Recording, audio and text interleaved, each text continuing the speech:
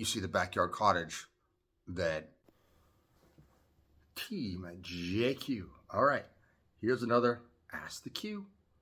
Now, I was asked what questions will I ask on a listing appointment. So I'm going to give you the top 4 in a minute.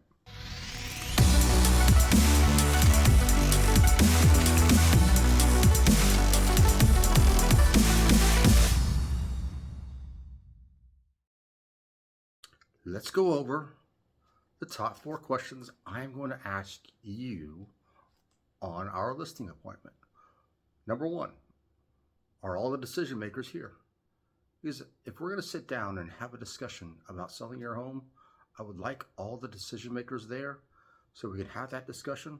And at the end of the day, if you want to list, we're going to sign that paperwork right then and there and move forward. That's the biggest hurdle. People don't want to sign paperwork, or they don't have the right people there, i.e.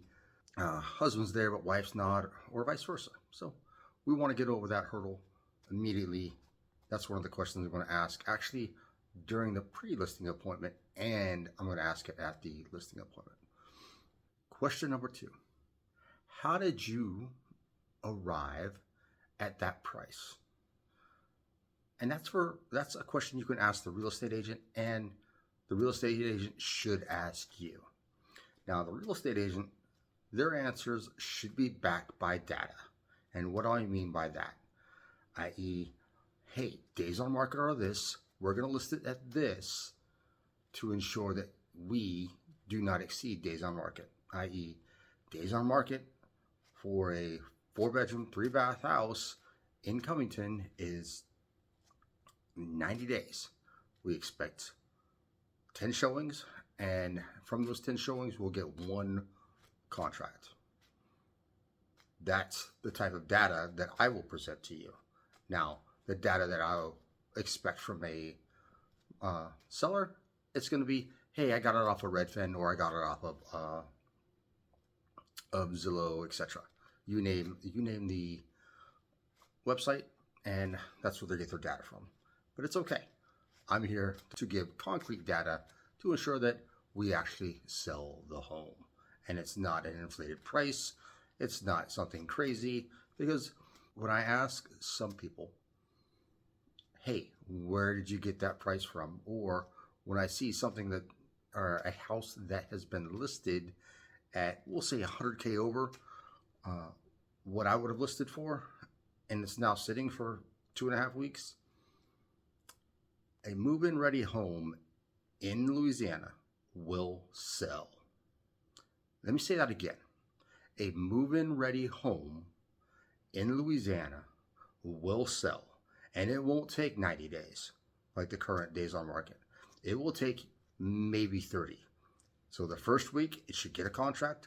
And then from then on, it's all about doing due diligence and getting the closing. When I'm asked about price, it's a two-way street, and it should be a two-way street if you're vetting your real estate agents. Question number 3, how will I vet the buyer? So I'm on the selling side, and I'm the listing agent, and I get a contract. How will I vet the actual buyer? Well, I can't technically, go behind the sign and go talk to the buyer. That's not allowed.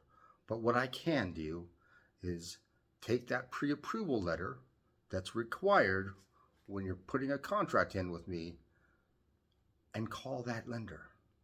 And I'm going to ask that lender, how does Mr. Jones look? Or how does Mrs. Jones look? Oh, is this crazy? Oh, they're pre-qualified, but they're not pre-approved? How much longer is it going to take to get them pre-approved? How many more documents? How quickly did they get how quickly did they get those documents to you? What was their sense of urgency?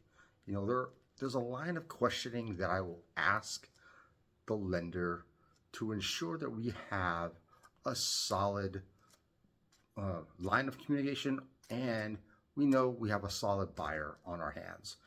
If the buyer takes his time, there are timelines within the contract, and if they take their time with the lender, then they're going to take their time with potentially the buyer's agent.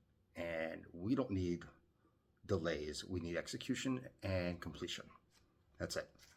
So those are the things that I'm going to look for when I talk to the lender.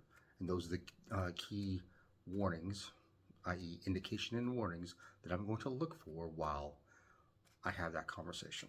Question number 4, probably the most important one, is I'm going to ask, why are you selling? How can I help you?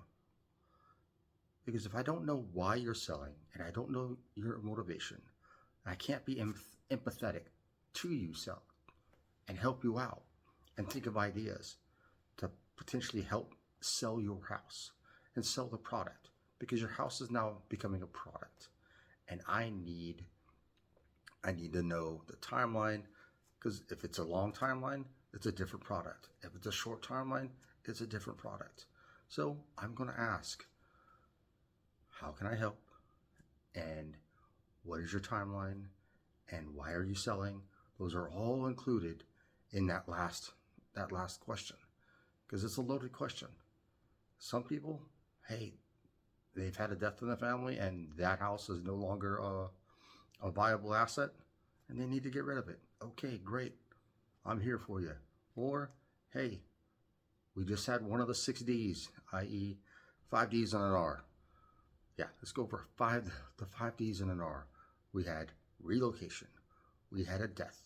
We had diapers. We had diploma. We had divorce. Something happened and we're here to help. That's the bottom line. But I need to know your motivation. All right, so that's all for today. Be sure to like, subscribe, and I'll put out some more content. Thank you.